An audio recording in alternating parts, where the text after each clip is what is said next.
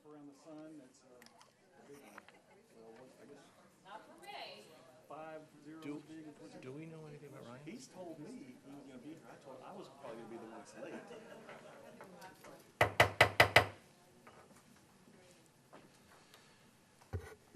Call the meeting to order. Let the record show that this is a regular city council meeting held on Monday, August 21st. We all survived the eclipse. The press has been duly notified. All members of council are present with the exception of Ryan Richard. Would everyone please stand and join me in the Pledge of Allegiance?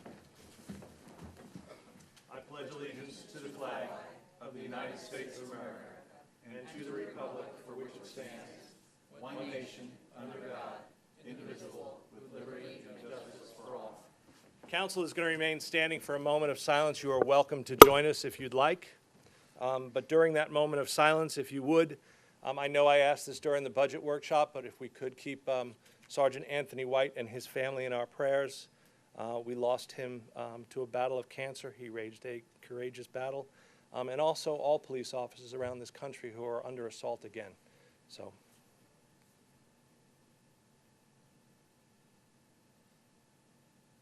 Thank you very much.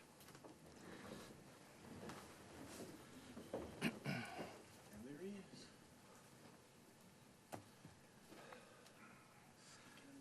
There you go. For the record, Ryan Richard is here now. Item number 1 on the agenda is a public hearing, and that is the presentation of the budgets for fiscal year 2017-18, General Fund, Beach and Swim Center, Tega Utility Department, Stormwater, Community Events, and Hospitality Tax. City Manager Charlie Funderburk. Thank you, Mr. Mayor. I've got the budgets put together. I'll show them on the screens. Synopsis of each fund, and as with general fund, each department within that fund. Stop after each fund, Mayor, for public comments. That'd be fine. Okay. General fund for 17-18 is projected revenues at $8,920,630, with just over $5 million of that coming from taxes. Your license fines and fees at almost $3 million, coming in at $2.9 million. Our state shared revenue is $172,128. Our recreation revenue at $554,859, and then other various revenue items coming in at $156,449. Again, giving us projected revenues at $8,920,630. It's just a quick little pie chart just to kind of show the disbursement of those revenue sources, or where they're coming in. Obviously, the largest coming in off of taxes, and this is both personal as well as real property.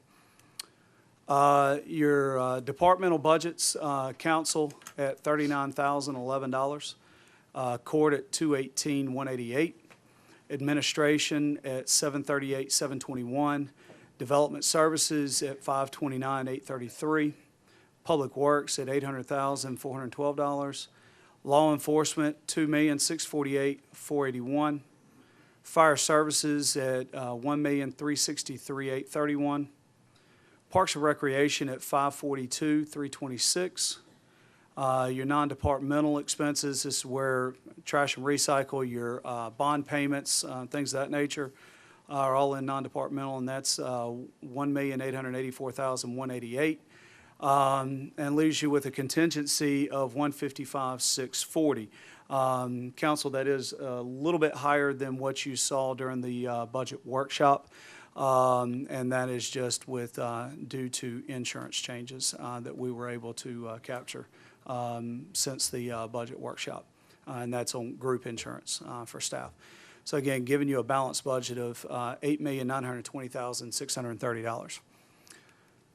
Your disbursement of funds, as is with the case with most cities, your public safety, police, and fire, making up 45% of your budget. And you can see the other various accounts and what percentage of the total budget that they are making up. And again, the non-departmentals where the bond payments are, trash and recycling, things of that nature. So you've got some big ticket items in that area, so to speak. Just a couple of highlights, points of interest.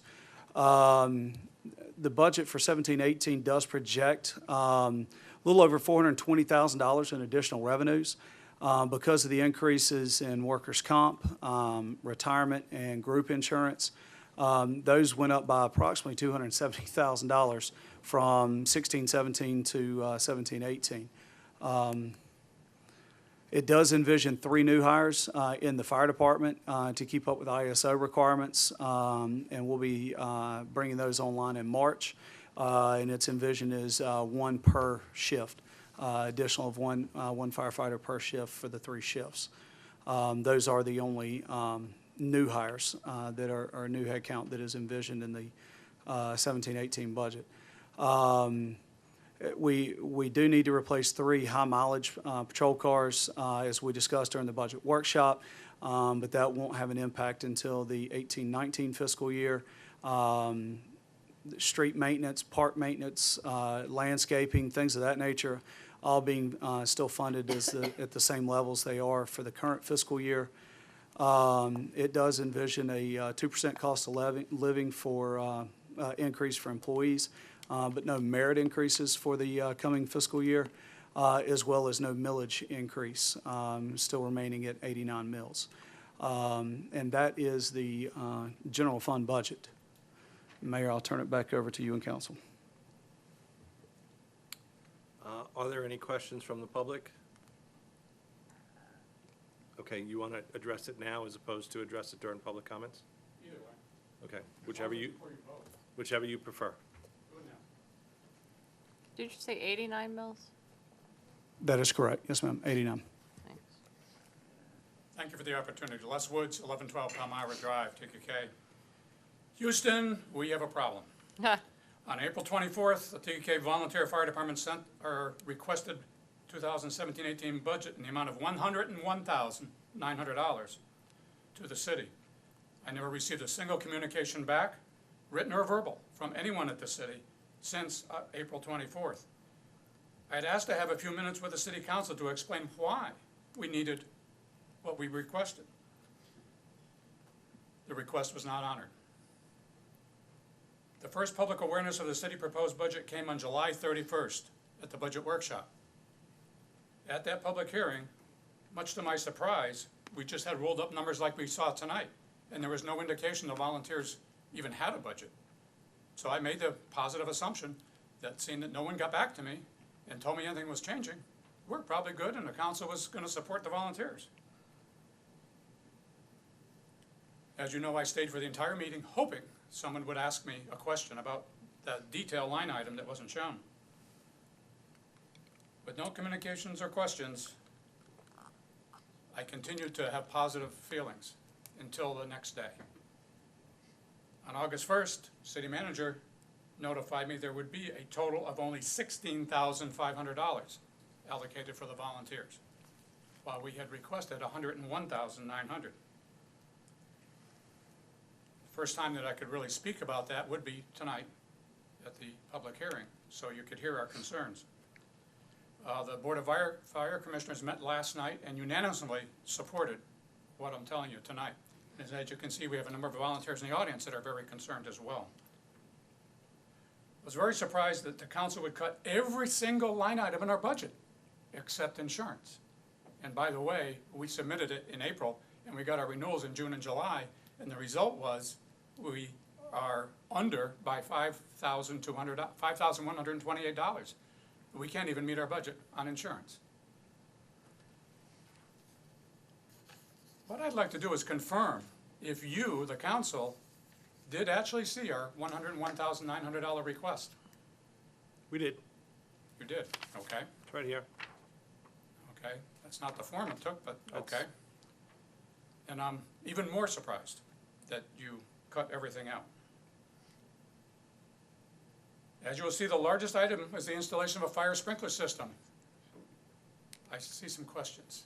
Jennifer, did you happen to see our detailed budget? We did receive a copy of,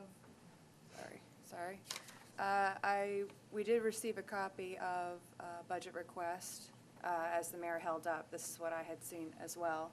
and understood there was, communication was going to be occurring between, I can't remember if it was the city manager and, I thought or it was the that fire was chief. my And understanding. I know there was communication was gonna occur. I don't know anything about the April 24th date. Yeah, I thought there was gonna be communication, and I thought there was gonna be an invitation, for the volunteer fire department to come and address us, in an executive session, or in a workshop, or in a public forum, so, I wish that happened. well, But anyway, let me continue on. My 3 minutes is ticking away. I think it tick-tocked, but, Oh, we didn't start it? Okay, good. but, well, okay. Moving along. The largest item on that budget, and the reason for the large increase, was the need for a fire sprinkler system to protect our paid staff that's sleeping in those quarters every night. And I've been talking about this ever since the first paid firefighter started to stay overnight. We were concerned about it last year, so we went out for bids, trying to see if we could pay to have a sprinkler system installed. And much to our surprise, it came in at $50,000, or $49,900 and change. And that did not include the underground. And the city manager was very good about saying maybe the city could help with the underground. So I didn't even include that. So that's an item that's required by the International Fire Code that this council adopted for the city. And we're not in compliance. I consider the first three line items of my budget the most crucial for us to continue operations as we have. One is training and education for $3,000. The second is recruitment and retention. We have had this in our budget, and the city has funded it every year since I've been a firefighter in Tega, which is 18 years. It's never been taken out. This puts a big hurt in us attracting volunteers and helping to compensate us in some small way for us risking our lives every day and the training we have to go through, which is onerous. To see that go away is very disheartening. I already mentioned our insurance, Les, how much is recruitment? recruitment and retention, $12,000. Okay, go ahead. Last year it was 10, and frankly, 10 would be great. I put the other 2,000 in solely to do promotional advertising to try and get more volunteers, particularly in the Gardendale area. And I was planning to use a stuffer in the utility bills, and I was told that would cost about $2,000 to have a stuffer in the utility bills. So that's why it was 12. I already mentioned the insurance. We need another $5,150 just to break even on that. Our total first three items on our budget request would be a total of $36,650, over which would be just over $20,000, $20,150. So I respectfully request that this council give serious consideration to amending the TUK Volunteer Fire Department line item budget for, at a minimum, the $36,650 to fund those first three items. Are there any questions? I have a couple. What is the capital reserve fund balance of the TEK Volunteer Fire Department today? By contract, the TUK Volunteer Fire Department has to reduce our reserve fund to under $10,000 by October 1st. What is it today? That's about $49,000. And we went out to bids for the concrete driveway, which is the current driveway is crumbling. They came in over $100,000. We have worked with those contractors and got it down and down and down for a scope of work coming down.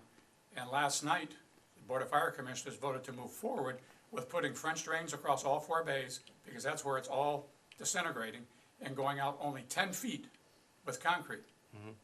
And between that and the finishing of our generator installation is going to wipe out the money we have, leaving us $10,000. Okay. I understand there is something called 1% money that comes from the state? That is correct. That's correct. So, and I understand that travel and training and conferences can come from that 1% money? Yes, it can. Okay, so that would be $3,000. Okay, if the volunteers are going to get $3,000 worth of that money, that would be great. Okay.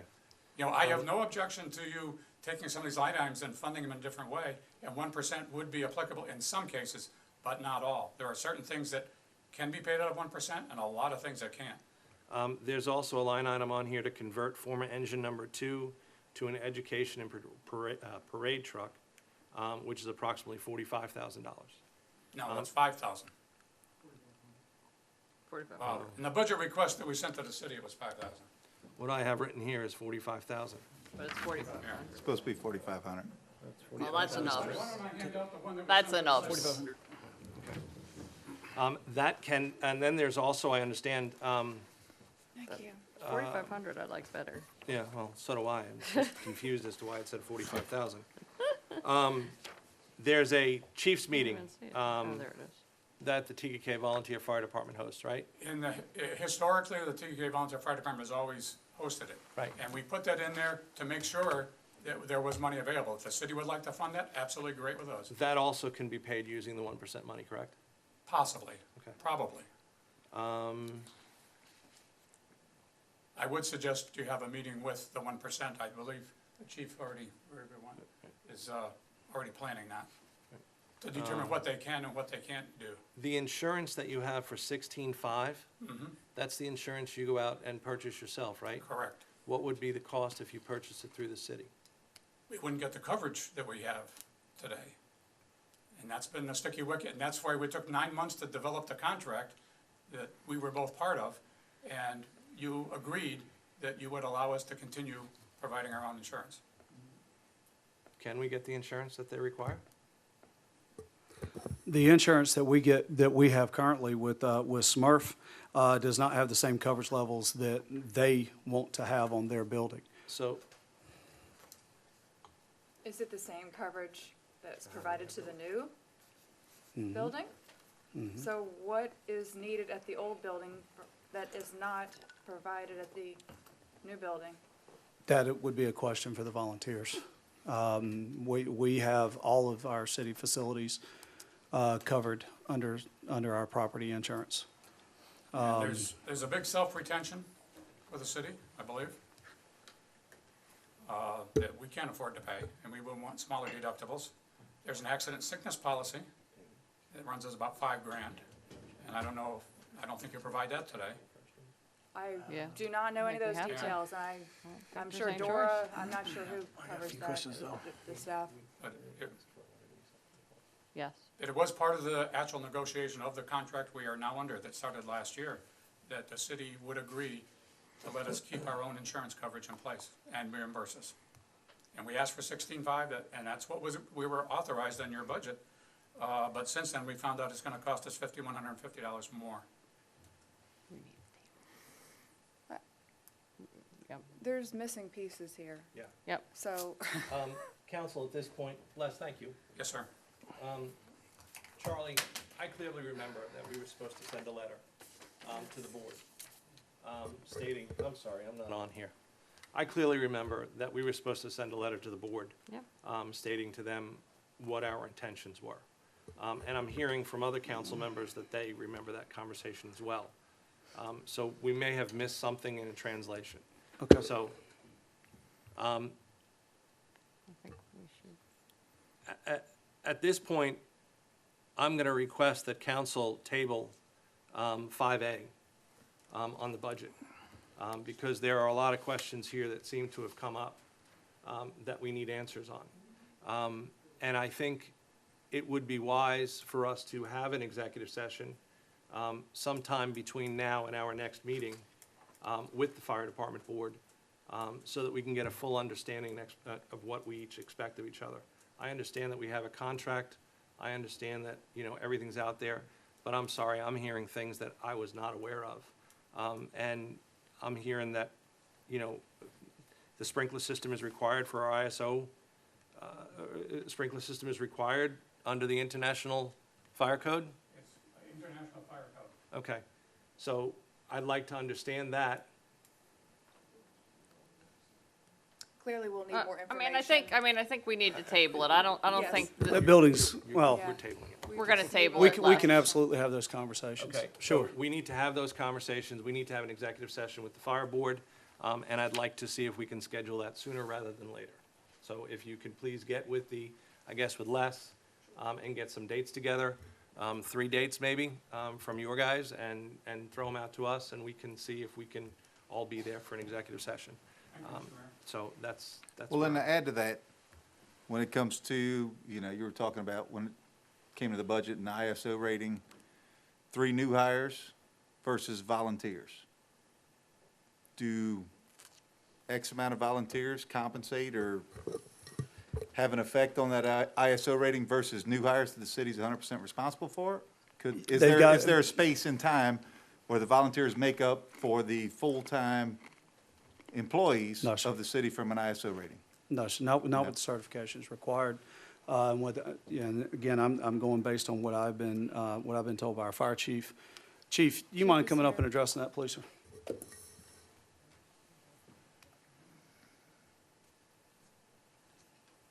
You mean council? I think a lot's being made of nothing. I understand that anytime you take money away from a department, there's hurt feelings, okay? First of all, the volunteers, the president, it even says in the contract, and the division chief was supposed to do the budget with myself. It was never done, it was just handed to me. Okay, so I'm not throwing stones at anybody, but if stones are gonna be thrown, I got a big back, I can take on. Chief, more. let's just talk about Mr. Richard's question, please. Volunteers will get no credit from ISO. They don't meet the training standards now, and it really stinks. It used to be if they kept their training up, which is 16 hours per month, and less than I've discussed it, we don't even put them down on the record as coming to a call anymore, because it takes 3 volunteers to get credit for 1. But they don't, there's no way they can possibly do this training that they've put on us now. We have to have, every firefighter has to have minimum 16 hours of training. So we get 0 credit for ISO for the volunteers, which is, used to be, when I was a volunteer, 3 guys show up, we get credit for 1. Now we get credit for none, which stinks. I don't know why they changed that or what they've done, but that's in writing. Now, with the assumption that they did have 16 hours of training and 3 guys showed up We would get credit for 1 firefighter. for 1 firefighter, which does affect the ISO rating. If. Assuming, Assuming, yes. okay. Yes. So with the 3, we're supposed to have 4 guys out on the first truck. And to get our 2, we guaranteed that after we built the station, that we would have 5 out on 2 trucks. And he cut us the slack and said he would approve that. So we're just doing what we said we would do after the new station was built, as far as hiring the 3. Okay. Okay. Any other questions on recruitment, anything, or any insurances? Not really. I just have a question on the budget itself. Make sure I'm reading this right. The volunteers are asking, or the volunteers were line item for $16,000, 16,500. and the regulars were 1.363 million? The 1.3 is part, the 16 is part of the 1.3. The 16 is in the 1.3. So out of 13, out of 1,363,000, 16,000 is going to the volunteers. 16,500 for their insurance, Oh, yes. 16,500. Yeah, that's better. That's, But don't forget, we have the trucks. We have all that other stuff, all the equipment and everything that goes I into think it. we need to have a meeting about When this. we had our meeting, you asked me if I thought that was right, and I said if it pays for the insurance, yes. The recruitment and retention, we discussed it, we weren't getting any bang for our buck there. And if you go back 5 years, $50,000 in the last 5 years, how many people have we recruited or we retained the guys that aren't certified, or are certified but can't respond no more? And we haven't gotten any new people in. So we thought that we have to stick with our ISO, so we went with the 3 new guys, which bumped the budget $150,000. And it's not about volunteers versus paid or paid versus there. It's about what's right for the city. As a budget, we went up $150,000 overall. So we are doing what's right for the fire department, okay? I hate that we don't have the extra money to spend on certain things like the recruitment and retention, which, you know, we're not getting anything for that. The retention is we're keeping the guys that we have, that's it. But we don't have any plan in place that says if you come to so many calls, you get this, so much this, and Charlie and I have discussed it. Right now, Les breaks it down into, he's shaking his head, but you know, it's fine. They break it down, either you get the big amount or you get the small amount. Which I don't All know. right, It's- well. Mayor, we'll get a meeting set I up. mean, let's have a meeting. There are obviously a lot of issues on both sides, and we need to sit down with both sides and talk through the numbers and talk through what we missed and figure out what the right answer is, so. Charlie, I've requested to table item number 4, I've made the suggestion. Scott, Why we're don't good, you make thank a motion? Well, here's my question. Mayor, we're still in the public Oh, it's a hearing. public meeting. I know, but I'm still having the conversation here. We're discussing tabling item number 5A, which is the general fund budget. And we do need 2 reads of our budget so that we can get it passed, and we need to have it passed by September 30th. When it comes down to it, can we vote to approve the budget minus the fire department part of it? No, it's all one, One or- all for one for all. Yep. Okay, that answers my question, thank you. Go ahead.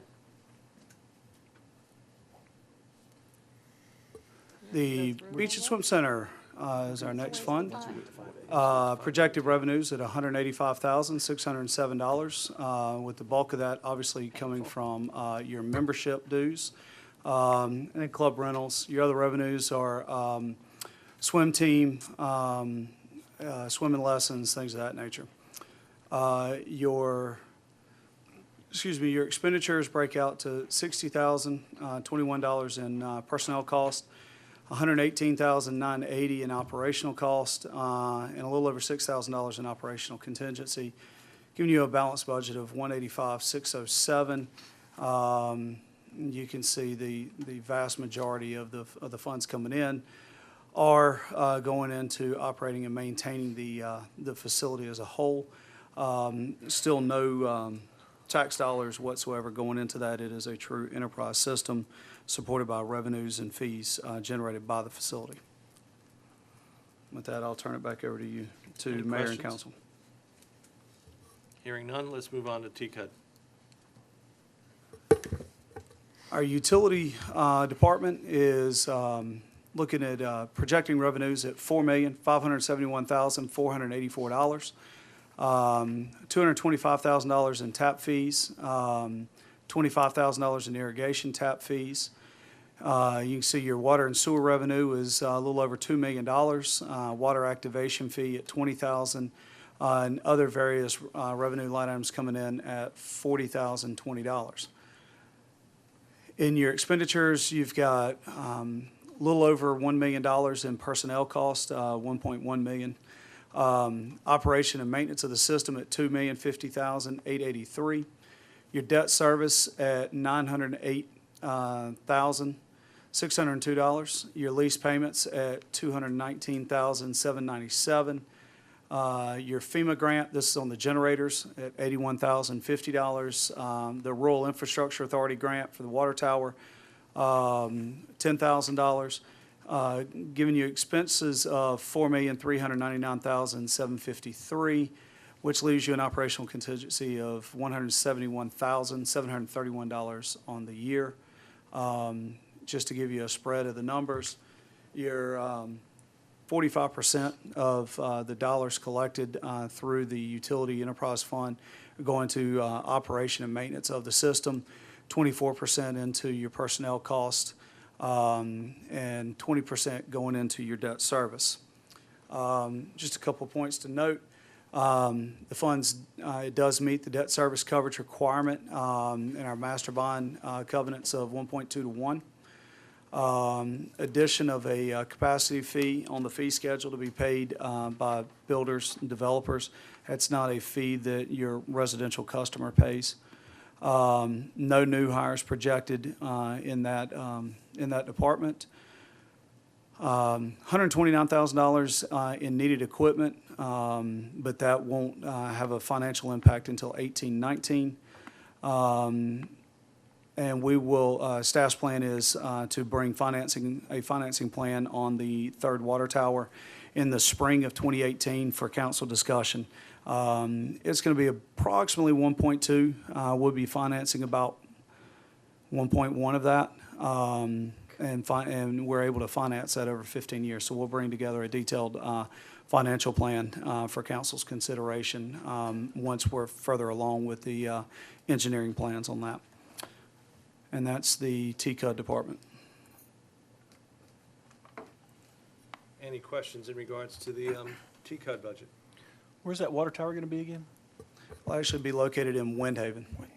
We made the developer set aside land for it that they'll be deeding over to the city.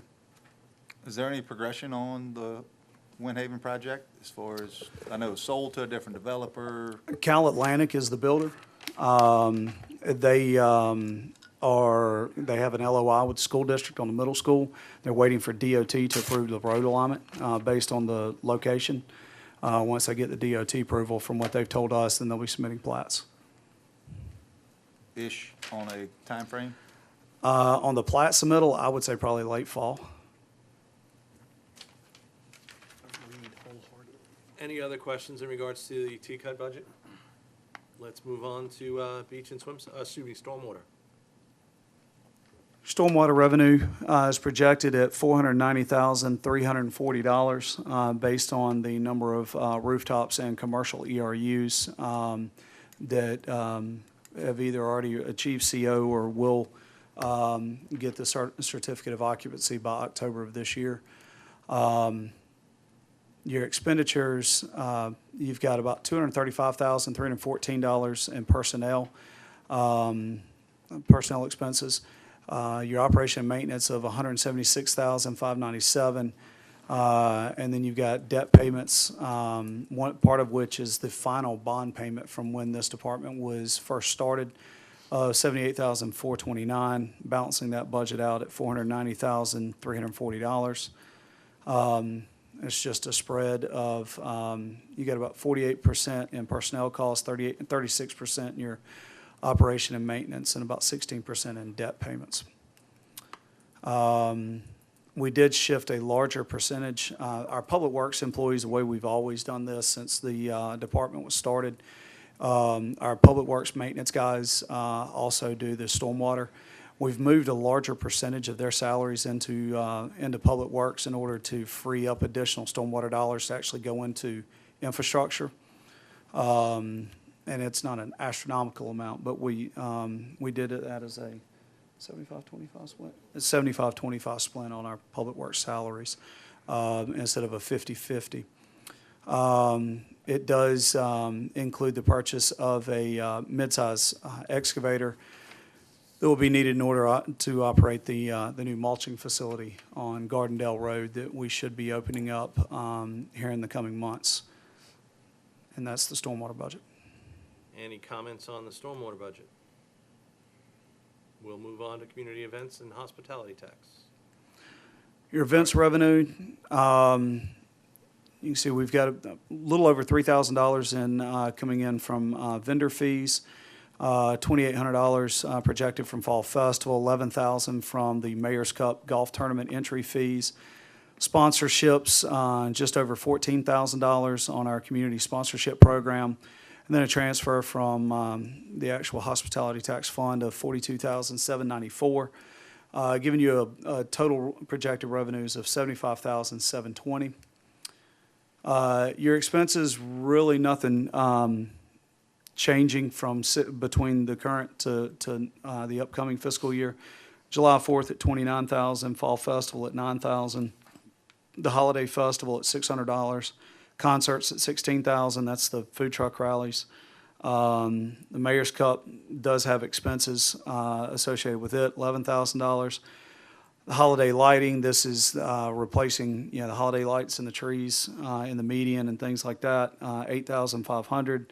And then senior gains, because that's paid for off of the out of the community sponsorships at $1,620, balancing that budget at $75,720. Obviously, July 4th takes up the bulk of that very big day here in the city. Fall Festival concerts, those are kind of three of the big things that we do every year. And then you've got Mayor's Cup making up a small percentage of those expenses as well. So that's kind of how the expenses are spread out. Any comments on that? Any questions regarding community events? Quick one for me. When it comes to Mayor's Cup, are we paying fees to Pinnacle Golf to rent that course for the day? That is correct. Yes, sir. Okay, we just extended their contract early, last month. Yes, sir. Is there anything we could work out with those guys, basically as a retribution, or they're doing a good job? Hey, we're giving you an extension on your contract going forward, where the city owns the golf course, they manage it, but like, I think we should get some type of break as far as for the cost They do. of getting the golf. Okay, so we do have. They are charging What's your us. bulk of that 11K in expenses then, if you don't mind me asking? We're paying about $35 a head on the golf, which Versus is 50 is usually average, right? yes, sir. Anywhere between $45 and $50 is generally where I believe they are, and that includes we give the participants get a shirt, we provide lunch at it just like you would with a normal tournament. They also donate. The clubhouse also donates prizes and things like that for the golfers that would ordinarily be an expense for us. So they're a good partner with us on it. Yes, sir. I got a question about the H-tax, hospitality tax. Is that all generated in Tega, or is that Tega share of York County's? No, sir. That is in TGK. That's all Tega? Yes, sir. Very good. Yeah, the county keeps what is generated in the county. And we Fort keep Mill everything keeps in theirs, Rock Hill keeps theirs, and that's what's generated inside our city limits. All right, thank you. The county keeps theirs and then they spend it on projects outside. New bridge.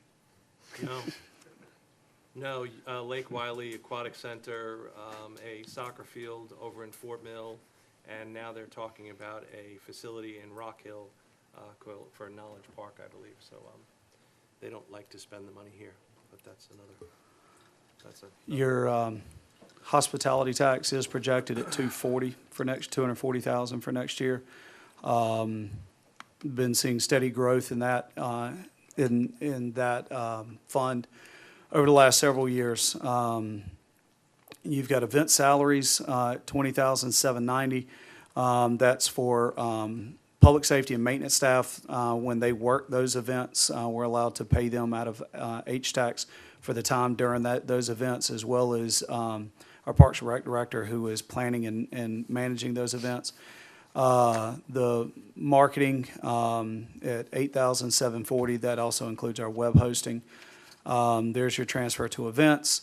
We've got a payment on the Rundy Park lights at the ball field. And then you've got maintenance or repair on the exterior stuff, as well as HVAC and things like that here at the clubhouse. Because we are seeing the hospitality tax dollars we're not having to fund that through general fund. We can fund that through H-tax with a contingency of just under $27,000 for H-tax. And there's just a spread of those those expense items. And Any that questions is or comments all the regarding funds. hospitality tax? How many more years do we have on those lights, the payments? That was a 10-year, 12-year? I think, I'm pretty sure that was 10 years, and this coming year would be year 3. Okay, thank you. Yep. That's it. At this point, we close public comments. And we move on to item number 2 on the agenda, which is a couple proclamations and an oath of office.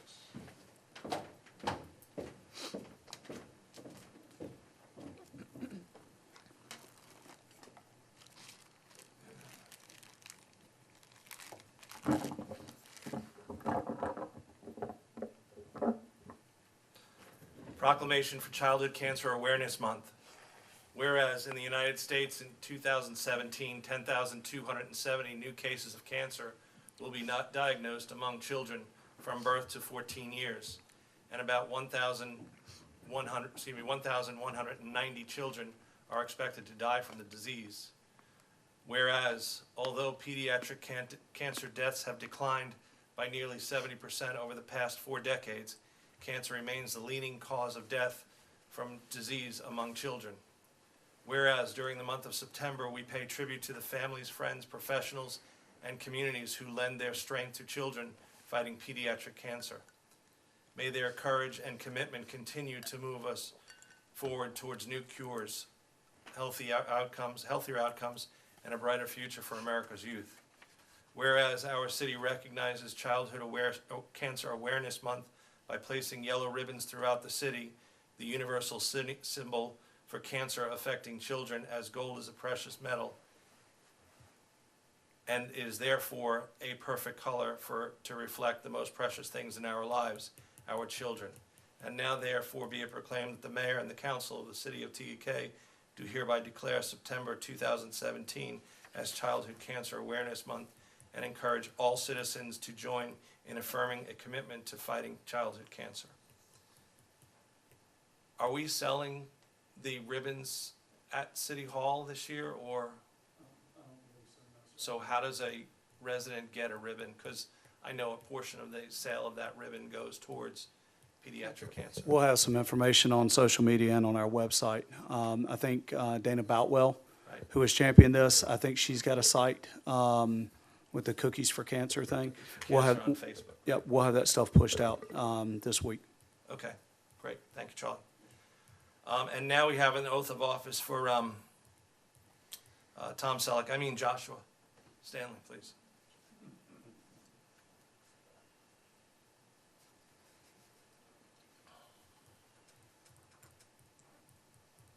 How are you? Good, thank you. Pretty impressed. Oh, this one. What's that? All right.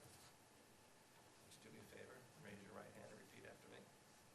I do solemnly swear I do solemnly swear that I am duly qualified, that I am duly qualified, according to the Constitution of this state, according to the Constitution of this state, to exercise the duties to exercise the duties of the office of the office to which I've been appointed, to which I have been appointed, and that I will, and that I will, to the best of my ability, to the best of my ability, discharge the duties thereof, discharge the duties thereof, and preserve, protect, protect, and defend and defend the Constitution of this state the Constitution of this state and of the United States. and of the United States. So help me God. So help me God.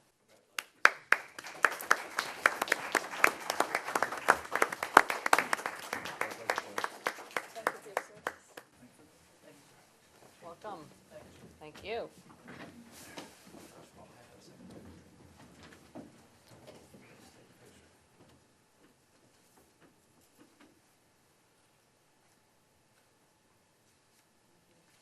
Did you get a picture?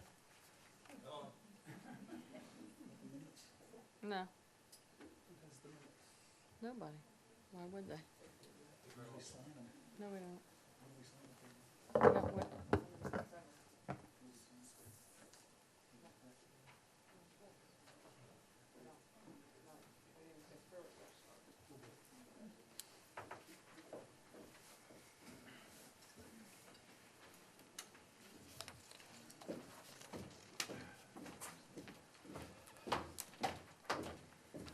Dottie, I'm very surprised you didn't answer your, or ask your usual question.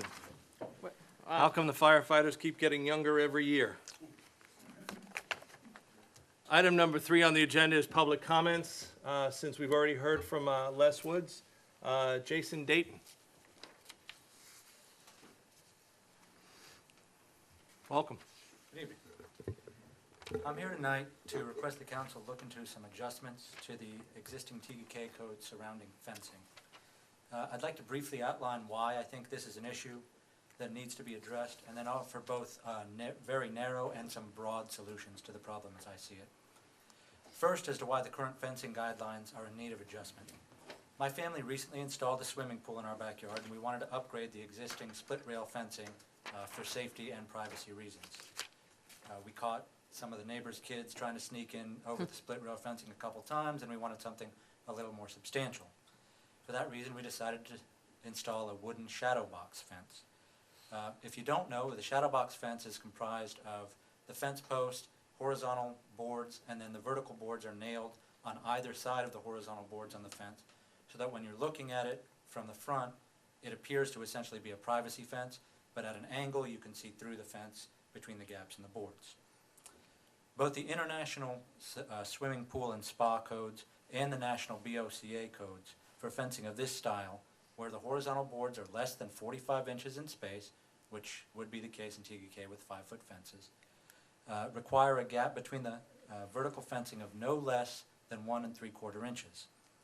The reason for that is because a gap larger than 1 3/4 inches can accommodate a child's shoe, or in the case of the TGK guidelines, which require a 3 1/4 inch gap at minimum, can even fit my shoes. And that turns what should be a safety barrier into essentially a ladder, a climbable between the horizontal spacing and the gaps.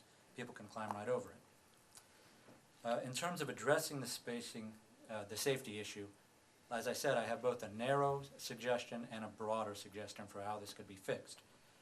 Most narrowly, the council could consider an amendment to the code for saying specifically houses that do have a pool need to have the 1 3/4 inch spacing instead of the current 3 1/4 inch spacing. As a section option, you could change the regulation on all shadow box fences to narrow the spacing. That would both allow all residents to be treated the same, and it would seem like it'd be a little simpler for the code. And then more broadly, I would also suggest that you could at least consider, right now, having a 6-foot privacy, or 6-foot shadow box fence is an option after a hearing and special dispensation for hardship. I'd recommend just moving that to 6 feet across the board. We've already got 20-foot high evergreen shrub fences. A 6-foot fence is really not that big of a visual concern compared to that, especially when you consider the safety aspects. So in closing, Go ahead. Go ahead. in closing, we have safety concerns around the existing fencing codes. We'd like to be able to adhere to the national and international codes. TGK is the only local city not currently following those safer guidelines. Rock Hill, Fort Mill, and Charlotte all already follow them. Yeah, I think it's time for TGK to make that change as well. Thank you. Thank you very much. What is your address? 369 Shoreline Parkway. Thank you.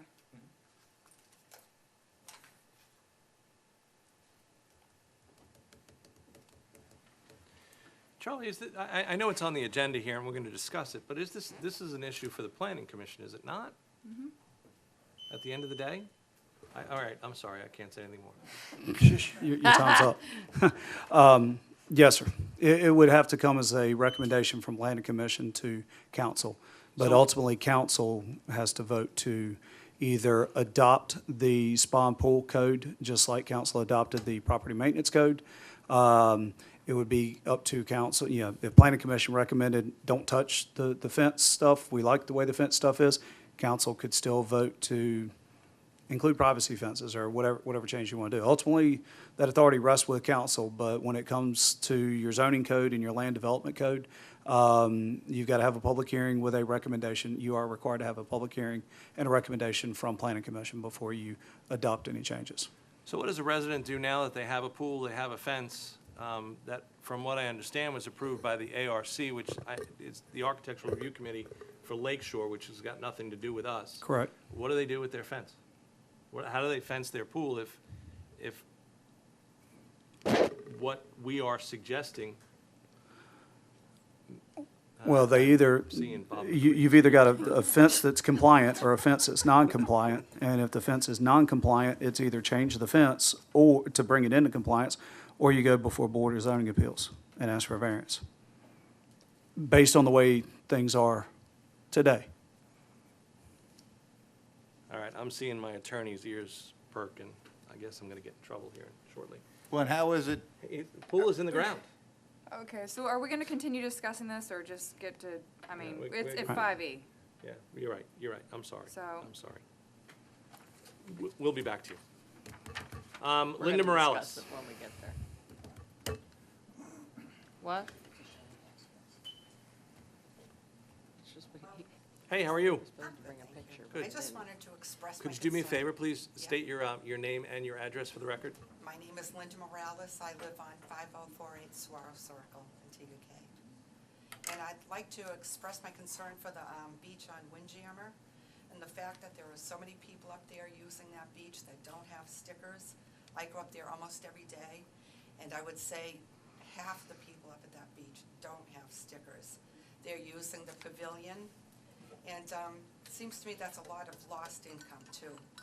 That if they had even a bigger sign there that would state that they needed to buy these stickers to use the beach, and what the fines might be, it might be a little helpful. But if you confront anybody up there and say to them, you know, you need to have a sticker in order to park up here, they act like they never heard of such a thing. And I just wondered if they were, you know, considering a solution to this.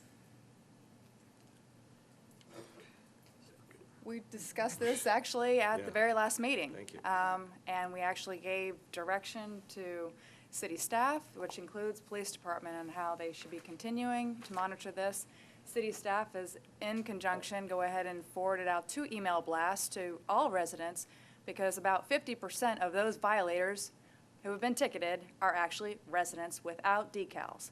So, and we've sent 2 e-blasts explaining how easy it is. You don't even have to show up to City Hall to get a decal.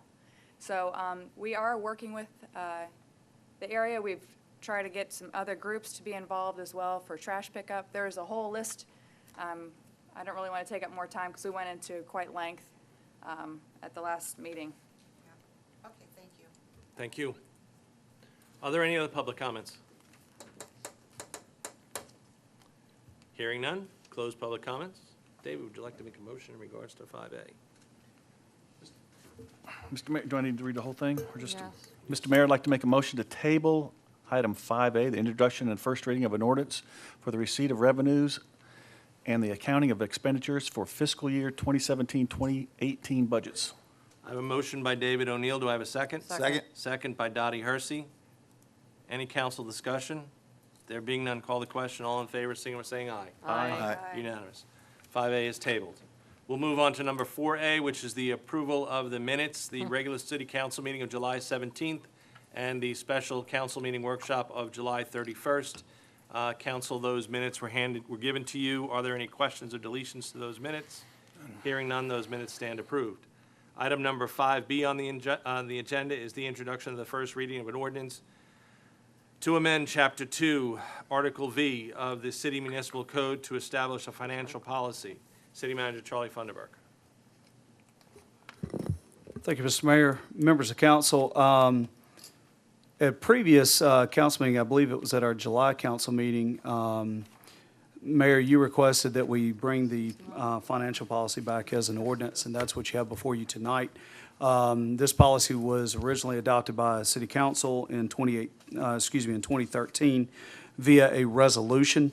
The reason for the wording in it is that's how we have to do it in order to have it inserted into our code of ordinances with Municode once it is, if it is adopted by council. So basically, we've taken the financial policy that was adopted by resolution, put it into an ordinance format, and that's what you have before you tonight.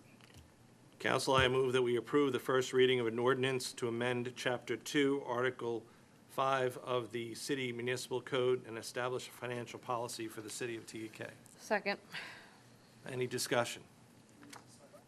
Dottie. Dottie was the second. Just so everyone's aware, as Charlie stated, in 2013, council adopted a resolution which is non-binding, which says that we will not have our reserves go below 25% of our operating budget. We are currently at 35%, which is good. And I thought it was important that if council does drop below that 25%, they have to come before you and explain to you why they're going that way, which I think is an important thing. I have a motion, I have a second. Any other council discussion? There being none, call the question. All in favor, signify by saying aye. Aye. Unanimous.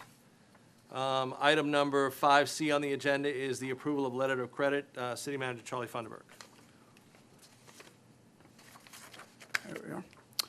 Thank you, Mr. Mayor. Members of council, at the Planning Commission meeting, at their regular meeting in July, they did approve final plat for the Cadence Phase 1 Map 2, contingent upon council's approval of the letter of credit and performance labor and material surety agreement. Included in your packet is the cost projection as well as certification from our engineer. Your city attorney has reviewed the letter of credit and found it to be favorable. It is in the amount of $63,080. Basically includes it's the top coat of asphalt that generally is the last thing that would go on. So that's what you have before you tonight. We would ask for council's favorable approval at this time. Thank you, Charlie. Council, entertain a motion. Mr. Mayor, members of the council, motion to approve the letter of credit and performance labor and materials surety agreement for Cadence Phase 1, MAP 2, in the amount of $63,080. I have a motion by Jen Stalford. Do I have a second? Second. Second by Dottie Hersey. Any council discussion? There being none, call the question. All in favor, signify by saying aye. Aye. Aye. Opposed? Nay, no more growth. Item number 5C on the agenda is the approval of a letter of credit and performance labor and material surety agreement for the Cadence final. We just did Just did that. that. D, thank you. 5D, a resolution providing for matching funds for Mass Hometown. City Manager Charlie Funderburk. Thank you, Mr. Mayor, members of council. Actually, Councilperson Stalford alerted us to this, and as went online and started looking at it, had a conversation with Scott Slatton from the Municipal Association, pitched the idea of a portion of Catawba Park. Would it be something that they would find acceptable? He said, absolutely. Part of the grant application, and this would be a $25,000 hometown economic development grant through the State's Municipal Association. He said would absolutely be a wonderful project and would most certainly fit the bill. So what we have, part of that grant requirement is a resolution from City Council that would have to go with the application. Joey Blethen and I have already basically put together the application, have it ready to go. If council should approve the resolution this evening, we'll get it down to them. They require a minimum of a 10% match. Currently in your Catawba Park fund, that's earmarked for Catawba Park, separate from all of our other funds. You've got it right at 1.1 million. So 10% match on a $25,000 grant is definitely there. Doesn't impact any of your other budgets. So we would ask for council's favorable approval at this time. Mr. Mayor, members of council, motion to approve the resolution providing for matching funds for the Mass Hometown Economic Development Grant. I have a motion by Jen Stalford. Do I have a second? Second. Second by Dottie Hersey. Any Question. council, go ahead.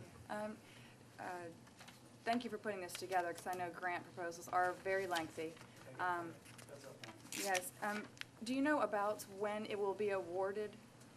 So that I know with the Forever Foundation, they're working on Right. moving parts, that might be assistance of them. Scott indicated that it would probably be late October, mid-November. Oh, great. That we would find out. So I think it's really going to hinge on how many they get, because they've got them broken into several categories based on city population.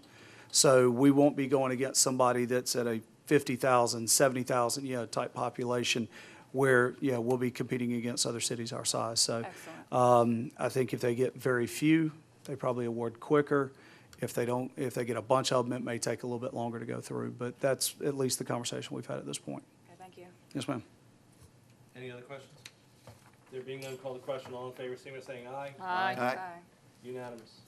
Item number 5E on the agenda is the discussion regarding Article 13, Ordinance 77, fencing requirements. I guess that's me. All right. We started the conversation already during the public comments that it's the planning commission who has to make a recommendation to council. Correct.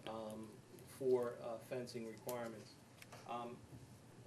So I guess, Charlie, we need to make a motion to request need to that. direct Well, what I'd hoped, Or ask you to direct the planning commission. well, what I'd hoped to get out of some discussion, if council wants to have a discussion on it, is perhaps to be able to take direction from staff back to planning commission as far as what you would like to see versus, hey, planning commission, let's update fences, or the section of fences, and they come back with something that council's not interested in at all. So if there is a desire to amend that section of Ordinance 77, if there's a desire for staff to bring back the international, what is it, swimming pool and spa code, Yes. we could do that. Yeah, just looking for some direction from council. I don't think in my 17 years here, I think the only amendment that's ever happened to this section of 77 was to specifically say that you could have chain link fence around ball fields. Because prior to that amendment, there were some that didn't like the chain link fencing around the ball fields and wanted those replaced, because the code specifically prohibited the chain link fencing. So I don't know that it has gotten any other updates other than that one minor one. So if, Well, obviously, what y'all point in were time- copied on an email, so. At what point in time did Rock Hill and Charlotte and Fort Mill update their codes to come in line with, what'd you just say, Tom? What was? Yes, Right. so it's accurate to say, what the gentleman said, that we are the only municipality in the area that hasn't adopted? I have not asked any of the other municipalities. I mean, I would assume that he has probably made those queries, but I know that I have personally not spoken with my counterparts at Fort Mill or Rock Hill to see if they have. It's a permissive code, correct? Yeah. So, I mean, it's not something that is required. We have, council obviously has adopted the international building codes. You've adopted the International Property Maintenance Code. This would be another subset. If y'all want us to bring that for you for consideration, we can do that. Again, just kind of looking for some direction from council on what y'all want to do, versus spend a lot of effort and time with staff and planning commission and bringing something to you guys that you may or may not be interested in, so. And I- nice to a safety update. Yeah, I mean, I think, whether we're gonna change it or not gonna change it, I don't know, but I think that if it hasn't been looked at in a period of time, we maybe should look at it. I'll wait. I just want to mention, if you considered adopting one of these permissive codes, you don't get to piecemeal it. If Tom could hold up what you're going to be considering. No, Short sideways. that, I So- mean, So that's it's not just if you, by, good information to have. you might be using a cannon to shoot a mosquito if your concern's only fencing, unless you're willing to do the work and know Okay. what's in that code, because it's expansive. So And it- perhaps we would direct to look at this certain portion only for adoption regarding the fencing with swimming pools. Is that what you're Well, referring to? I mean, we could bring you Cliff Notes, bullets, similar to what we did with the property maintenance code on the swimming pool and spa code. We could bring back, an update to, Article 13, in regards to the fencing requirements out of 77. Well, Yeah, it just really I mean, whatever y'all want to do. I'm not, I think we want to give you some direction to get started, but I think that the job of city staff, because I look to those, you guys as the experts, and with the planning commission, is to come back to us and tell us what's reasonable. I think what I'm hearing, and I should only speak for myself, everybody can speak for themselves. I mean, clearly somebody raised an issue. It may just be a one-off issue, it may never happen again, I don't know. But if we haven't looked at the code for a little while, it wouldn't hurt us to take a look.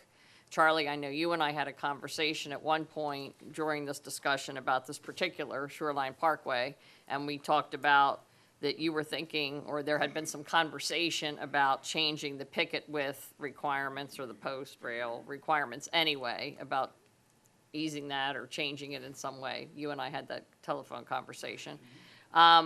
You know, I think that we might want to look at. We also talked about as part of this, and we didn't understand, I'm not going to get into the whole situation with this gentleman's property, but that one of the issues could have been, part of the issue, particular issue, is that we do have ARCs in some places, we have HOAs in some places, and we have city requirements. And I'm not suggesting that any of our residents or contractors that come in and do business, you know, that ignorance is an excuse, not at all.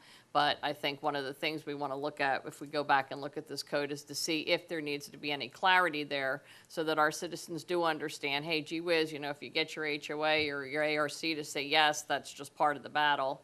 You need to go someplace else. We also talked about if people are having pools put in, that we do the pool and the fence approvals. We get all of that done at one time. And so maybe a code needs to be updated potentially that says, hey, if you're looking for a fence associated with a pool, let's talk about all that at one time so that you, the citizen, understand that you're not just gonna get whatever fence you think, or, you know, you get a pool approval, you also have to have a fence approval. So maybe there's just some logical stuff. I'm not myself vying for or suggesting for a minute that we take the international code and take it chapter and verse, since Bob said that's our requirement. We may not need to go there. I know that my friend Ryan on the other end, at another meeting, talks about let's not over-regulate people. So if we don't need to do that, maybe we don't. But I'd like to see planning take a look at it, and I'd like to see it done, you know, as soon as they can. I don't know where it leaves this particular gentleman in his situation with his fence that's sort of half done, not finished, and he'd like to hold out to see if we get a better deal so that he can do what he really wants to do. That's an issue, I'm sure, that's maybe outside this room, but that's my opinion in too many words, but. Yeah, I agree. My short What, version is. too many words? No, my okay. short version is common sense is an uncommon virtue and less regulation from city government. And if we could find something that works for the citizens that just makes sense, then let's do that. And we're not saying that it's- it doesn't make sense, but, Right, just so, I mean, because To be everything clear. is evolving and changing. And That's so if right. it's something, at this current time, that just makes a little more sense, because it does, then let's look at that option. 5 foot or 6 foot, does it really make any difference to the city? No.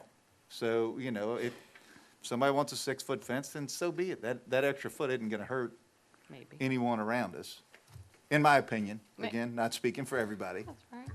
Is this something Boza would look at? If you're trying to get a 6-foot and a If- 5-foot. if- Yeah, if, On an individual basis, if what they have is not in compliance or what they're wanting to do. Well, that's what the is not in problem is here, compliance. right? We've got No, it's more one than and that. three. We've got the spaces. yeah. It's spacing and height both, Jason? At this point, it's just spacing in my survey. That's what I thought. Correct. Yeah. So don't we already have an avenue for that in Boza? That's correct. Yes. Mm-hmm. Have there been any requests for this? No. No. No. And I'm not saying that should not be a reason we should not revisit this, because Understood. there's also a cost associated with that, so some homeowners may just forego it and say, Change, then no. okay, I'll just do the fence that Correct. I'm permitted to do. So, We have a lot of people that obviously come in and do the fence permits. You know, what are we supposed to do? Typically, a lot of times it's the contractor coming in, that are, they've been putting in fences here. Yeah, it really does vary. But as far as, concerns about the fence, or regulations and whatnot, none that we could find or that we were aware of, other than obviously this current one.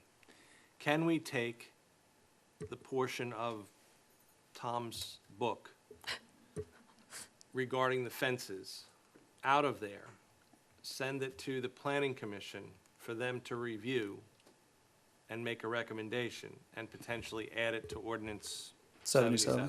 Mm-hmm. If that's what council wants, yes, sir. Makes sense to me. I mean, without seeing it, I would prefer that we err on the side of flexibility. So, because of the concerns we're talking about, 5 versus 6, 3 or 3 1/4, whatever it may be. Yeah, I'm not on board with just them reviewing that and then deciding if we should Rubber adopt it stamping or it, not yes. adopt it, because I think there may be middle ground. I don't know Right. what the document says, so I mean, I'm speaking in ignorance, which is not usually helpful.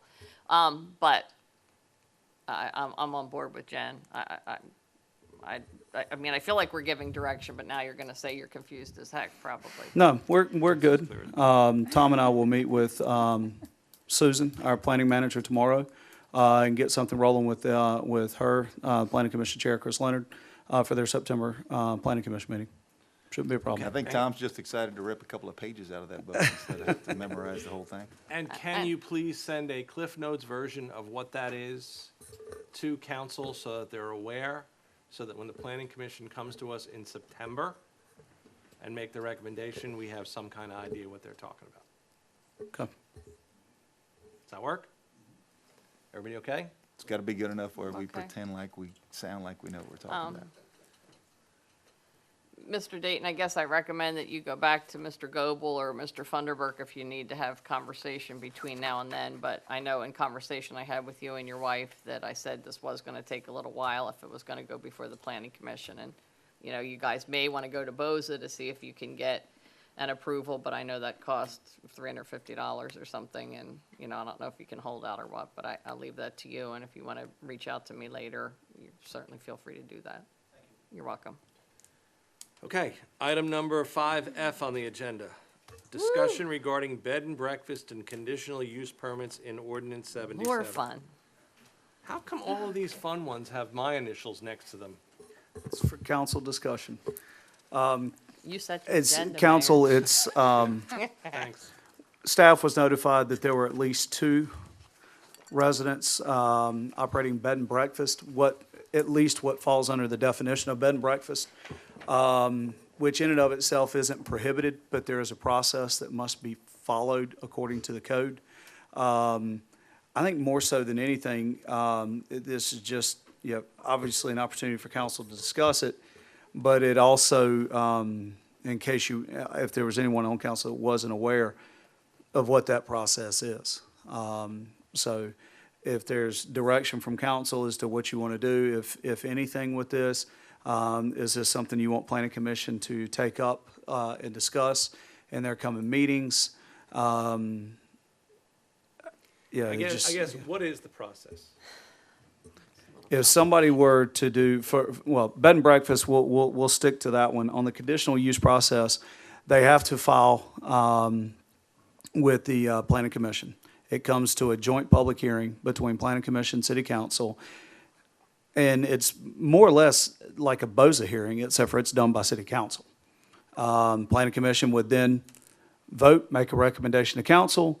Council would take that recommendation under advisement, and then you would vote on it. As you see in your packet, there's certain criteria that council must consider in regards to this. Will it materially endanger the public health or safety? Will it substantially injure the value of adjoining or abutting property or property owners? Will it be in harmony with the area in which it is located? Or will it be generally in conformity with the TGK comprehensive plan, thoroughfare plan, or any other plan officially adopted by a city council? So there are certain things that council must consider. There's regulations on how they can do the bed and breakfast in regards to parking and things of that nature. That has to be taken under consideration. And after they do all that, if council approves it, then we notify the county that that is now operating as a bed and breakfast. It would then be charged at 6%, not 4%. And they would be required to pay not only a business license, but accommodations tax.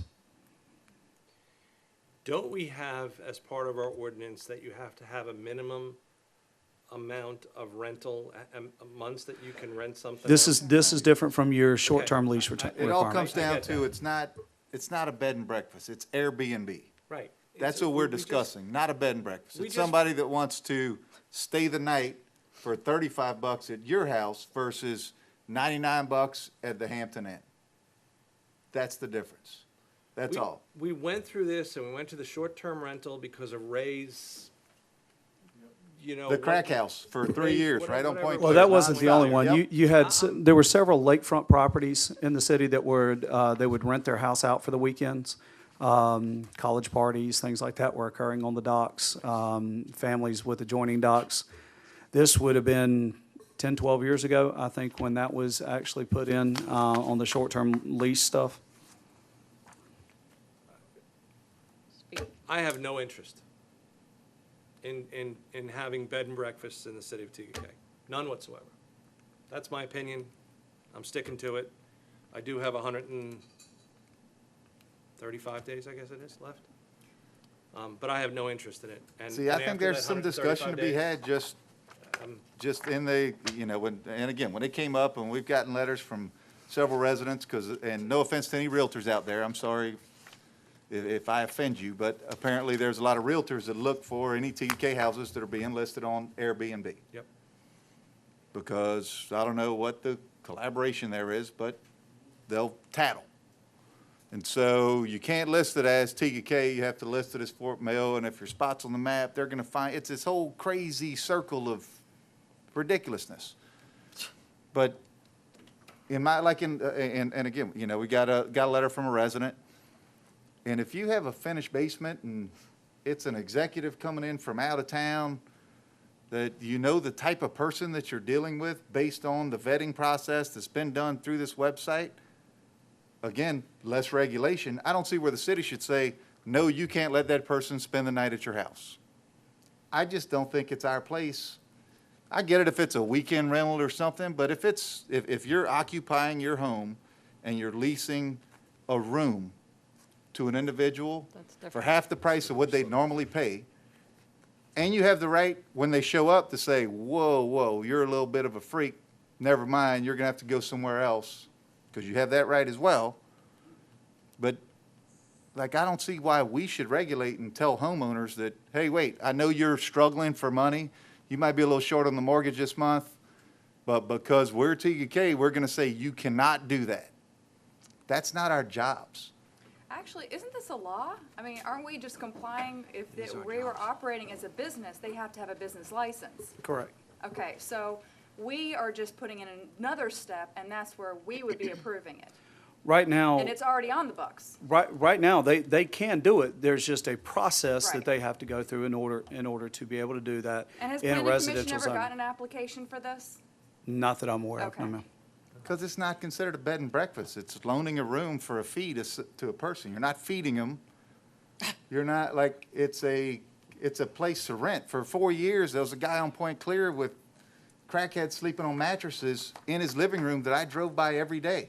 And, you know, it was a pain in the butt. The city was there, countless hours of police just showing up, stopping, knocking on the door, like nonstop all the time. And just because he didn't apply for a permit or pay taxes didn't stop him from doing it. So people that are actually using a website that entitles them and allows them to have vetted people that want to come into the city, that eventually, because it's such an awesome city, may move here. And again, I'm not hardcore, we have to do it. I just think it's worth a discussion. I don't disagree that it's worth a discussion, but I've given my opinion. You know. Is the problem here with the resident, since you're saying he can do it if he wants to, is the process he's got to go through to do it and the paying the taxes and the permits, and that's really the problem, right? Right. That's his I mean, problem. Right. even if I council. mean, that's Or what I mean. concern. That's what Right. he doesn't His want to have to do concern. that. If He just- council were to vote to amend this as a conditional use permit and make it by right, meaning in a residential area, you can do this by right, to where they don't have to come before city council or planning commission, and they start renting out, doing the Airbnb, what have you. You still have to get the business license, report the income, pay the accommodations tax, things of that nature. Because we have adopted those things. Yeah, we can't waive that. That's correct. No, Right. we can't. So the only thing. Yes, the only additional thing they're having to do is pay the $350 because of the advertising that we're required to do, sending out the mail, advertising it in the newspaper. It's basically treated just like a BOZA hearing. $350, we basically more or less break even on. By the time you consider staff time, legal advertising in the paper, sending out the mail to the adjoining property owners, all that stuff. That's the only extra step they're having to take, and then they have to come before council to get it blessed. Yes, you meet all the requirements. Yeah, there's not going to be a whole lot of coming and going. You've got enough parking. It's not going to be a detriment to the neighborhood. That type thing. That's the only step that really at this point that you have the opportunity to change. Is there any The accommodations tax, the business license, things like that. Really, I mean, unless we're just not going to collect those things from anybody. Is there any requirement, other than what you just said the city would have to do, for a resident that is doing this to notify neighbors or get approval in any other way other than the city's approval? I don't think there is, but, We have to send out advertising whenever they Right. apply. right. Yes. Okay. Do And- Uber drivers pay business license taxes in the city of TK? I believe that's paid through the state. Yeah, I mean, Because it's a similar service. I think the difference here, We do have taxi drivers that pay a business license directly to the city. Uber, there was a law that I believe under Governor Haley, they worked through, and that's actually paid directly to the state and part of what they collect on our behalf. Yeah, I mean, first, I mean, I think if we're going to even consider anything like an Airbnb or, you know, HomeAway or whatever the heck, all those darn sites, then, you know, it obviously needs discussion more than this, and it would have to be in the ordinance. Well, it doesn't have to be, but since we have bed and breakfast in here, if we were putting in something else, some new, because this is not a bed and breakfast, as you Right. say, then we either need to have regulation around it, or we need to have regulation around nothing, and everybody can do whatever the heck they want, and you can have anybody staying in your house. I mean, the difference between the Airbnb and not is that you could be leasing, I could be leasing a room in my house right now. I'm not, but I could be, and you wouldn't know about it if I didn't tell you. Because it's not on a website. And if it's that not on somebody could track Airbnb or down. whatever, Yep. nobody's finding out that I'm Exactly. renting rooms in my house. But that, And we do not have staff that are hawking I've said that to these multiple sites. residents that have approached me People about think getting a that letter. we're all the No. time on these sites looking. that's not it. I mean, we're I think, not. I mean, I think We don't part have of the it, time. I think part of it is, you know, getting back to regulation and how much do we regulate and all of that. But the other issue with this is really public safety too. And, you know, in the city and on this council and on many councils before this one and maybe many after this one, who knows? I mean, we didn't even want to approve apartments to be built here to have people in leasing property forever that's perfectly legal and we all know about. And so now we're talking about something else. It's leasing under another name. And so I think we have to think about the public safety aspect of it. I'm not concerned about the taxes and this and that because that is not in our control. And if that's what's required by state or county law, then we're not going to challenge that, and nor should we, in my opinion. So I think that's one of the things we need to talk about. The other thing that we might want to get some opinion on is if we allowed for any of this in any event, you know, is it that this is something you do under special circumstances or extraordinary events, which I'm not sure we're going to have any. But for example, in Charleston and Columbia the last weekend for the Great Eclipse, you know, people were renting out their homes, moving out. Just last week at Quail Hollow, a number of people moved out of their homes on the course to rent it out to the golfers for the week. You know, is that the kind of situation that we want to look at? You know, that if it's an extraordinary event and it goes through a process that we do it. I'm not sure what the answer is. I think that we need a little more information myself, unless we all say no or we all say yes. This is not up for a vote, really. This is up for, I guess, discussion. Charlie, a discussion, and then if we want to give direction for some research or thought that the Planning Commission or somebody's going to come back to us and give us some additional thoughts on it. We can have planning commission start diving into this, see how, see what regulations, zoning wise, other cities around, especially in regards, to the Airbnb. It's been around long enough. I don't think it's going anywhere. Well, there's a ton all around as I far as mean, for I use it. municipalities fighting Yeah, or loving or my family whatever. uses it when we travel. Oh, yeah. It's great. Absolutely. So, yeah, I mean, we can have planning commission, planning staff start working on that and just bring information back to council for, further discussion at a future meeting. Okay. Item number Thank six, item number 6 on the agenda is the city manager's report. Charlie? Not yet. There'll be public comments in a few minutes.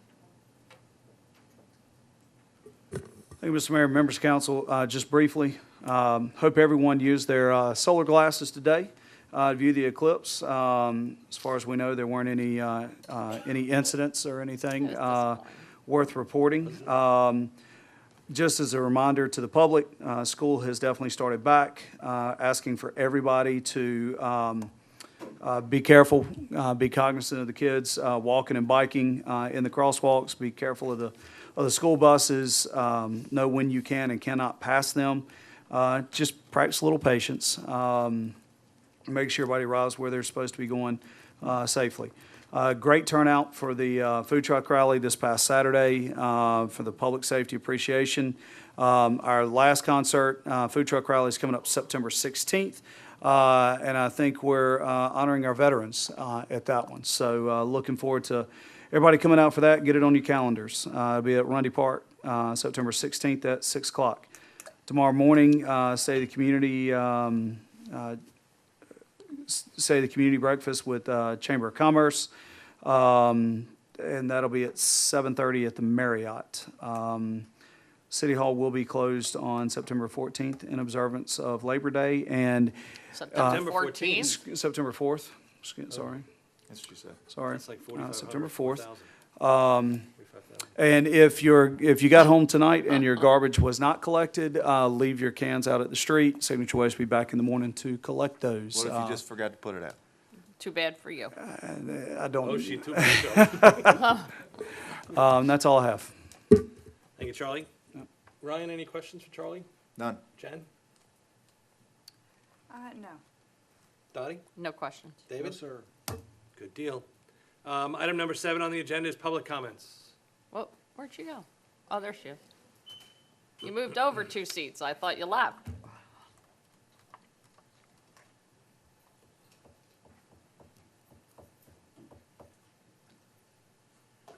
Good afternoon. I'm Elizabeth Duda. I live at 1081 Palmyra Drive. Thank you for your time. I'm commenting on the discussion on the Airbnb or bed and breakfast or short-term rentals. It was my understanding that you were talking about renting out houses. I don't understand this to be talking about renting out rooms. So I'd like to talk about my experience my experience with short-term rentals in our neighborhood. So we moved here about 11 years ago when we got married. We moved here to have a family, and we wanted to raise our children in a nice community. And that's I think that if we allowed short-term rentals or bed and breakfast in our community, it would just erode the community. I think it would be the worst thing that we could do. So we had short-term renters next door to us in our neighborhood. We had different people there every week. And so they had weekly rentals in the house next to us. So there was a different group every week. There was no vested interest in our neighborhood. They were here to party. So I had just had children, so I would come home and there would be a strange car in the driveway, and I'd have my kid with me, and I wouldn't know if that car was because they went into my house or they were going into the short-term renter's house. And so I had security issues with that. They made a lot of noise, and I didn't know them. They weren't my neighbors, so I couldn't call them to ask them to quiet down. I had to call the police, and it is terrible to have to call the police on your own neighbors. It is not what you want to do in a community. That's so true. There was noise problems. I felt safety concerns. And so something peculiar to Tega is that the waterfront property is for shared use by adjacent property owners. And so you're out there, you're sharing that property with the strangers that you don't know. So you want to be with your neighbors. We moved here to have a nice community, not to share it with strangers. So that's about the community, the security. So I talked about strange cars in my driveway, and so I didn't know if they were in my house. Also, there's cars that you get lost in Tega. So when you have strange cars driving through your community, you don't know if they're there because they're scoping out your house to try to see if they should be breaking in, or if they're there looking for the short-term rental. So this is just not the right community for it. Also, if you have renters next door, if they're weekly renters, if you have strangers living next door, they're there for a week. They can see in your windows, they can see in your doors, they can see your children, so they can see what your schedule is, they can see what they might want to steal, so they could be scoping out your house, these strangers in your community. Tega is one of the safest places to live in the United States. We get lots of awards. This would be countering that. It would be to the detriment of that. I did a petition to change the law last time to make it against short-term rentals. I've got those names. All of my neighbors, everyone that I went to signed that petition, said we don't want a short-term rental in our neighborhood. I'm sure they would do it again, and I and my family would fight again if there were to be short-term rentals proposed again. Thank you very Thank you. much. Actually, and just so you know, in the case that brought this discussion to us and initially, is just that the person did want to sort of rent a room, Oh. under an Airbnb, not their whole house. Not that the answer changes, but I just Okay. wanted to clarify that because, Thank you. just so you know, okay. Thank you. Hi, I'm Kathy Masters, 4072 Point Clear Drive. 11 years ago, when Elizabeth was fighting the short-term rentals, I was trying to swap her because we like a party on Point Clear, but we had the boarding house. We had someone who lived there who was renting sofas and who was renting different rooms by the night. And so having someone who lives in the house doesn't automatically mean that they're going to make good choices. He was choosing people. I felt like as these people walked up and down the street, I was approached in my own yard by these people. My husband was stopped him as he's mowing the grass and said, "Can you take me to the grocery store to get cigarettes?" He's like, "No, get lost." So at the end of the day, we don't get to vet who's staying in these short-term rentals. This is a community, we want to know who our neighbors are. If I see somebody coming and going at Jen's house that I don't recognize as part of her family, I'm very likely to say, "Hi, who are you?" You know? So that's something we can do when your neighbors are, when you know your neighbors. But if they start doing short-term rentals, you lose track of who's coming and going in your neighborhood, who's watching your house, who's looking to see what TV boxes are out beside your trash. I mean, there's just, there's a safety issue. So I'm against it. Thanks, Kathy. Thanks, Kathy. Diane Woods, 1112 Palmyra Drive. I understand Airbnbs and we've used them. We had a situation on the street that was really bad. And it was back when a realtor owned a home, and we had all kinds of people. Trash was horrible. The things that people did outside in the open in front of children after they were intoxicated was horrendous. The parking, we couldn't even park. It created safety issues where a fire truck couldn't even get down the street because there were so many cars.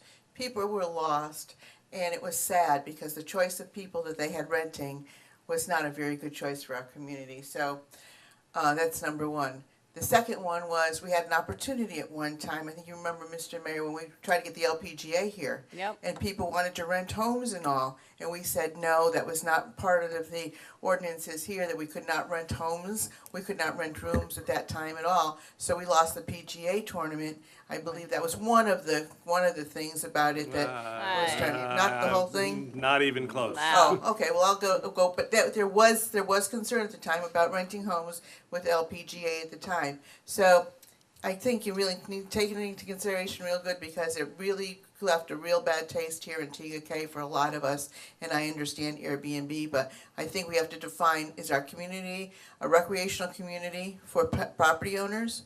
Or is it a recreational community that we just pass on to anybody that wants to come in here? You know, are we going to become a Myrtle Beach or something else because of that? Right. And, you know, and I understand in some Airbnbs, there are really good selection of people, but we've had some real bad experiences here in Palmyra Drive. Really got hit really, really bad with one of the first ones that was here. So I ask you to take that into consideration. Thanks, Thank Diane. Anyone else? Close public comments, on to council comments. Ryan? I'm good. Jen?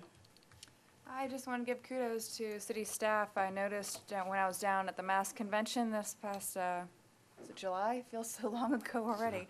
That our city was recognized for the coordination for the new joint training program, which allows planning and zoning officials to fulfill their state mandated training requirements. And that this year they're going to expand it to City Rock Hill, Lancaster, and York. So it saves time and money, makes things more efficient. So just kudos for you guys developing this program and being recognized. All that goes to Susan, Britt, and Joe Cronin over in Fort Mill. They've put that together and done a great job with it. Super. Dottie? I just want to thank Jen for her effort on the Hometown Economic Development Grant for bringing it to the city's attention, and the city's taking it the rest of the way. But good, thank you. Nothing else, I don't David? think. I just want to say, I noticed there was a lot of interest in those solar glasses. I just wanted to, I have 10 for sale if anybody needs them. They'll go real cheap. But I just want to thank what Charlie already said. I got a lot of responses, a lot of questions about the the food truck festival. Everybody loved it. So, man, we got to keep doing those. Those are real popular. That's probably the biggest one I've seen, but I haven't been to all of them. But it was pretty crowded, and everybody seemed to really enjoy it. A lot of family out there. So let's keep up the good work there. You guys did a great job. That's all I have. Thank you. I just want to echo the sentiments that Ryan had, that we are a pretty awesome city. And like the fact that we're an awesome city. And tomorrow, as Charlie alluded to, I get to stand before the Chamber of Commerce and tell everyone how awesome we are. So For the last time. for the last time, my 3,193 words as of now will be to describe how awesome we really are. And filing for elections ends September 9th? 8th. September 8th. You can do that down in York. It costs $25, which is probably cheaper than anyone else in this area. I think Fort Mill has 100, and for mayor, it's 300 or something like that. But it's $25. If you think you have a vision for the city, I encourage you to go down to York County and file to run for election, because it's a wild ride. With that being said, I will entertain a motion to adjourn. Mr. Mayor, members of council, I'd like to make a motion to adjourn. Motion by Dottie Hersey, do I have a second? Second by David O'Neill. Any discussion? Call the question, all in favor, signify by saying aye. Aye. Aye. Unanimous. Guys, don't leave till you sign this resolution. Sorry. Look.